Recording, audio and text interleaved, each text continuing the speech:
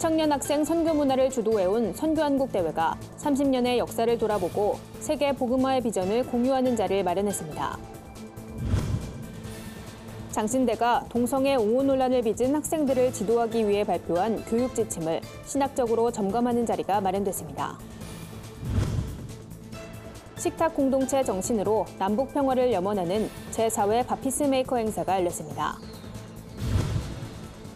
기독교 대한감리회가 교회 내 성범죄를 예방하기 위해 성폭력 예방 지침서를 발간했습니다. 여름철 물놀이 도중 심장이 정지되는 사고가 자주 발생합니다. 오늘 뉴스리포트에선 이에 대한 안전대책을 짚어봤습니다.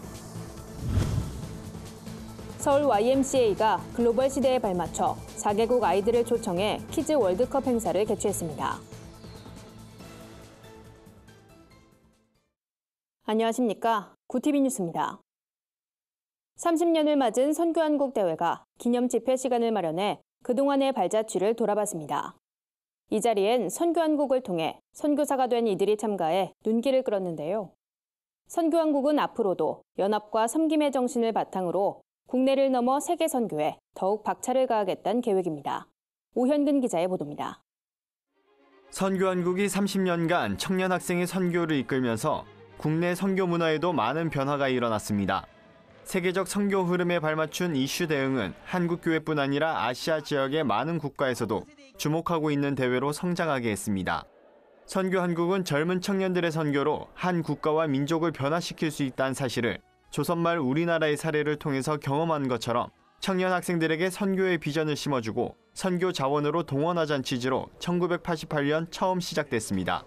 한 단체가 대회를 운영하기보다 여러 학생 선교단체와 교회들의 참여로 이루어지기 때문에 연합을 통한 섬김의 정신이 대회의 기반이 되고 있습니다. 선교한국은 학생단체와 파송단체, 교회의 삼각 구도로 이루어진 연합의 가치를 지난 30년 동안 우리가 이어져 왔는데 앞으로도 이어갈 것입니다. 선교한국은 그동안 대회를 통해 수많은 선교사들을 배출하며 한국교회의 대표적 선교 대회로서의 입지를 다졌습니다. 지금까지 대회 참여 인원이 6만 2천여 명, 헌신자만도 3만 5천 명이 넘습니다. 여기에 300여 개가 넘는 선교단체들과 1,900여 강사들의 참여는 선교 네트워크 확산에 힘을 보태왔습니다. 교회나 선교단체에서 흔히 들어온 자비량 선교나 선교동원, 미전도 종족운동, 멘토링 등은 선교한국을 통해 한국교회에 처음 사용된 용어들입니다.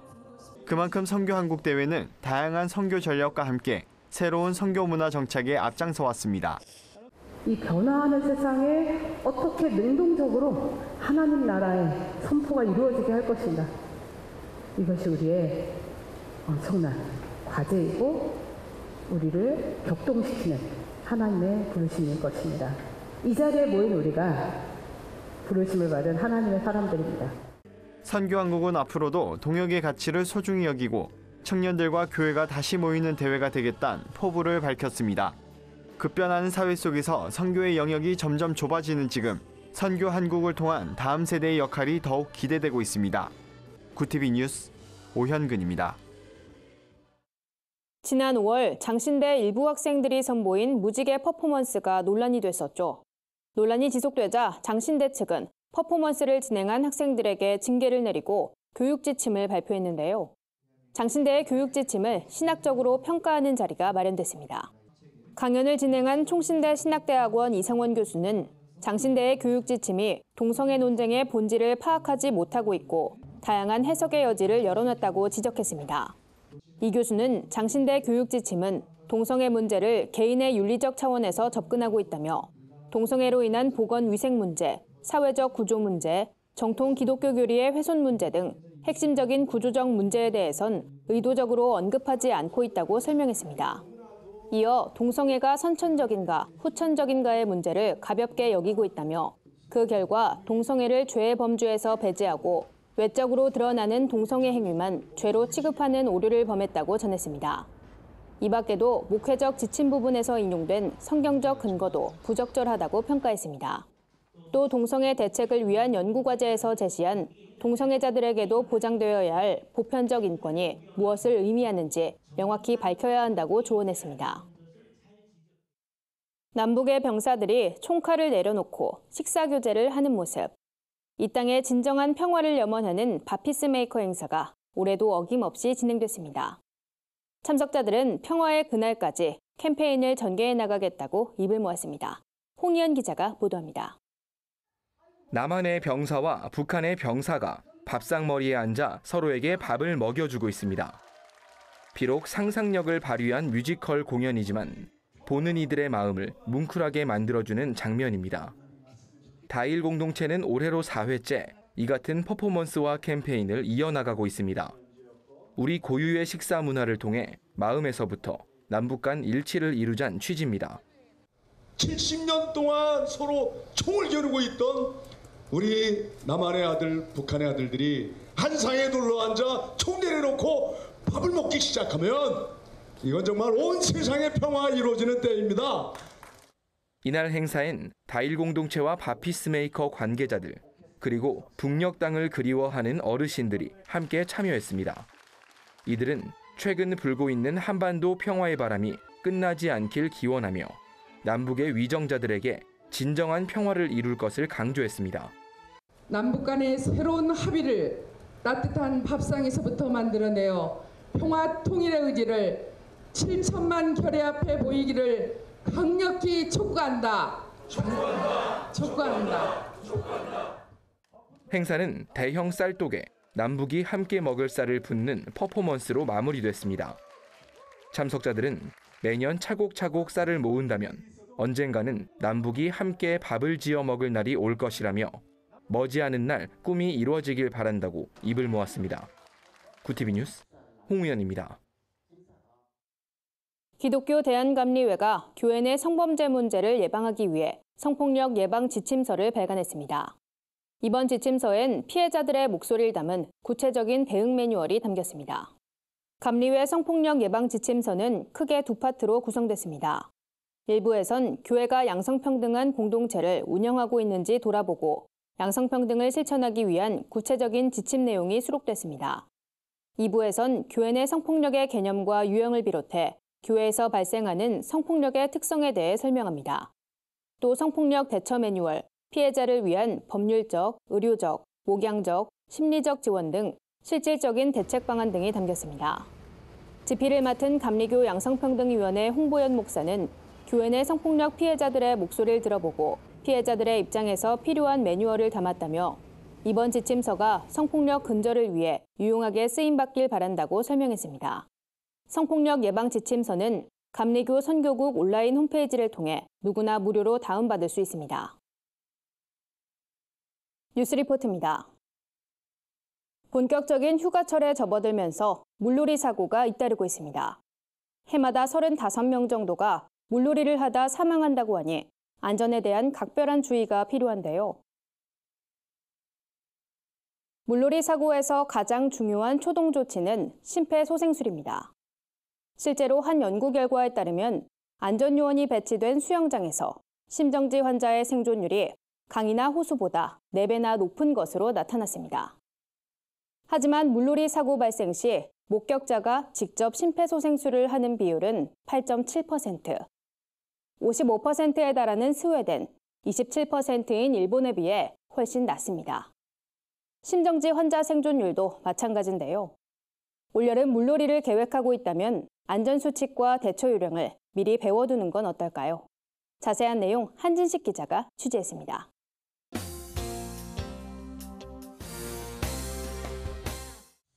여름철 물놀이 중 빈번히 발생하는 심정지 사고. 물에 빠질 경우 과하게 물을 마시게 되는데 이로 인해 질식하게 되고 시간이 경과되면 심정지 상태로 이어집니다. 심정지 사고가 발생하면 어떻게 대응하느냐에 따라 환자의 생사를 가를 수 있습니다. 우선 사고자를 발견하면 인근에 구조원이 없을 경우 119로 즉시 신고해 환자의 상태와 위치를 알리고 응급 조치를 취해야 합니다. 이때 심폐소생술을 익혀두면 대처하는 데 결정적인 도움이 됩니다. 지역 소방서에서는 여름철 피서객이 몰리는 해수욕장에 안전체험센터를 설치하고 시민들을 대상으로 심폐소생술과 같은 응급 처치 방법을 교육하고 있습니다. 전문가의 지도를 받아 제가 직접 체험해 보겠습니다. 환자가 의식이 없다고 확인되면 평평한 곳에 눕히고 상의를 벗긴 뒤 가슴 중앙을 압박합니다. 이때 팔과 환자가 90도가 되도록 자세를 잡고 팔꿈치를 쭉 편 상태에서 깍지를 낍니다. 5cm가량의 깊이, 1초에 2번 정도의 속도로 가슴을 30회 강하게 누릅니다. 그 다음엔 인공호흡을 2번 실시합니다. 환자의 머리를 뒤로 젖힌 상태에서 코를 막고 입에 호흡을 불어넣습니다. 이때 가슴이 부풀어 오르는지 눈으로 확인해야 합니다. 환자의 호흡이 돌아오거나 구급대원이 도착할 때까지 이 과정을 계속 반복하면 됩니다. 심정지가 일어난 뒤 골든타임인 4분 안에 실시하면 생존율을 3배 이상 높일 정도로 심폐소생술은 중요한 조치입니다. 하지만 일반 시민들은 평소에 방법을 숙지하고 있지 않으면 응급 상황에서 적용하긴 쉽지 않습니다. 직접 해보니까 힘도 많이 들어갔고 꽤나 복잡한 과정이 있었다는 걸 알게 되었어요. 이런 자리가 사실 많지가 않아서 여기 와서 할 거라고 생각을 못했는데 배워서 저는 되게 만족스럽고 다른 사람들한테도 이런 기회가 있었으면 좋을 것 같아요. 무엇보다도 여름철 수련회와 캠프 같은 야외 활동이 많은 교회의 경우 지속적인 응급조치 교육이 필요해 보입니다. 간단한 응급처치 같은 경우는 이제 목사님이나 교회 관계자분들이 이제 주기적으로 교육을 받으셔가지고 이렇게 숙지를 잘 하셔야지 그런 응급 사항 발생 시 예방이 가능할 것 같습니다. 심폐소생술과 같은 응급조치 교육은 각 지역에 위치한 소방서에 신청하면 받을 수 있습니다. 구TV 뉴스 한진식입니다. 서울 YMCA가 창립 115주년을 맞아 국내외 어린이가 한자리에 모인 가운데 키즈 월드컵 행사를 개최했습니다. 키즈 월드컵은 우리나라를 비롯해 홍콩과 대만, 일본 등 4개국의 어린이 150여 명이 한자리에 모이는 국제적인 행사로 2010년 처음 시작해 9회째 진행되고 있습니다.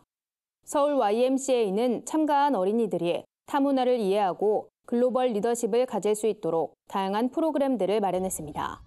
특히 국가대항 축구대회를 통해 어린이들은 경쟁에서의 승리보다 과정에서 페어플레이 정신을 배우기도 했습니다. 여봉구 부회장은 행사에 참가한 어린이들이 건강하게 성장해 미래의 지도자로 세워질 수 있길 바란다며 사회에서 좋은 영향력을 행사할 수 있도록 돕겠다고 전했습니다. 오늘의 사회 이슈를 홍희연 기자가 종합해드립니다. 오늘의 이슈 포커스입니다. 북한과 미국의 비핵화 협상이 팽팽하게 진행되고 이란에 대한 미국의 초강력 제재가 부활한 가운데 리용호 북한 외무상과 이란 지도부의 회동을 둘러싼 해석이 분분합니다. 반미 반서방 진영의 만남이 미국을 향한 외교 이벤트란 분석이 나오고 있습니다. 특히 리용호 외무상이 먼저 이란을 방문하고 싶다고 요청한 게 알려지면서 북한으로선 미국과의 협상에서 끌려가지만은 않겠다는 메시지를 보낸 거란 해석도 나오고 있습니다.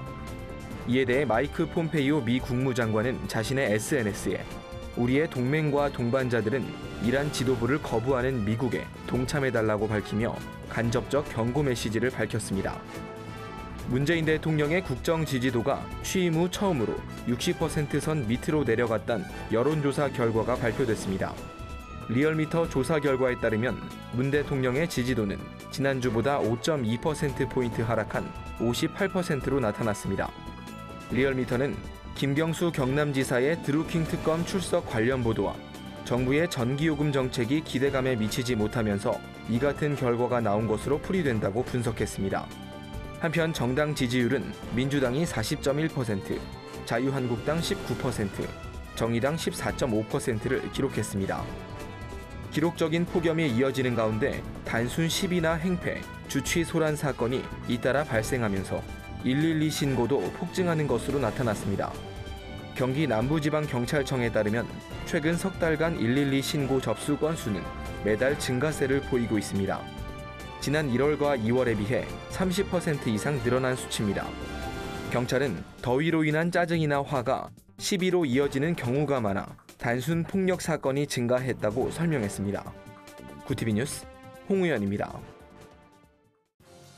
주요 단신입니다. 한교총과 한기총, 한기연, 한장총 등 교계 연합단체들이 국가인권정책 기본계획에 대해 정부가 이를 시행할 경우 순교적 각오로 거부하고 저항하겠다고 밝혔습니다. 이들은 이는 헌법에 위배될 뿐 아니라 하나님의 창조 질서에 대한 정면 도전이라며 대다수 국민을 적으로 돌리는 기본계획안 제정을 반대한다고 주장했습니다. 온누리교회가 내달 6일 2018 통일 아카데미를 개강합니다. 아카데미는 11월까지 매주 한 차례 진행됩니다. 윤영관 전 외교부 장관과 오준 전 유엔 대사가 북한 핵과 한반도 평화, 국제 정세와 한반도를 주제로 각각 강의를 진행합니다. 통일 이후 탈북민들의 역할을 논의하는 탈북민 간담회도 열립니다. 사랑의 교회가 오는 17일 세계적인 워십밴드 플래닛 쉐이커스의 첫 내한 집회를 엽니다. 교회는 이번 집회에 미자립교회 목회자 100가정을 초청합니다. 플래닛 쉐이커스는 예수 아름다우신 등의 찬양으로 국내에 잘 알려져 있으며 이번 집회에서 다채로운 무대를 선보일 예정입니다. 미랄복지재단이 사용하지 않는 물건을 굿윌 스토어에 기증하는 캠페인을 전개합니다. 굿윌 스토어는 장애인 직업 재활시설을 결합한 재활용품 판매장으로 재사용이 가능한 물품을 기증받아 판매한 수익으로 취약계층을 고용하고 있습니다. 기증은 홈페이지를 통해 참여할 수 있습니다. 이상으로 뉴스를 마칩니다. 굿TV 뉴스는 인터넷 신문 데일리 굿뉴스를 통해서도 보실 수 있습니다. 시청해주신 여러분 고맙습니다.